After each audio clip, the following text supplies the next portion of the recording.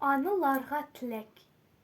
Ana uluk, ana əziz, nurluq basqan qədimi, tuğ tutali hayat çağda, anılarının qədrini. Ana bilen alem güzel, bağı bostan gülistan, değmen şuna kutluk bolsun, anılarının meyrimi. Şat eylisun, yayrab külsün, közleri nem bolmusun, gəclik düşüp köngülleri hergiz yerim bolmusun. Ayrılganda anılardan hazat tutkan ne payda? Tiri gide kadirleli, hiçbir capa körmüsün.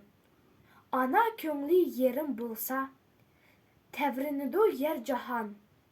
Uluklali anılarını medet berip biz haman. Borçimizni ada kılıp, aklaş üçün ecrini.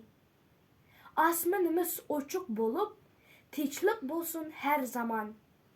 İnsan hakkı depsende bob, kırgınçılık bolmusun.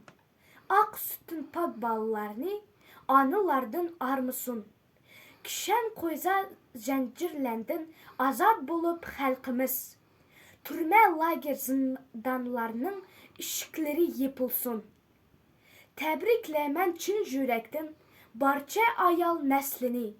Sizler üçün bahar kılsın, Jılның бар tötbəslini, Kuvalışı bala caqa, Nevre çevre barçınlar, Sürgeysilər ləzzətlinib, Yoruk dünya peyzini.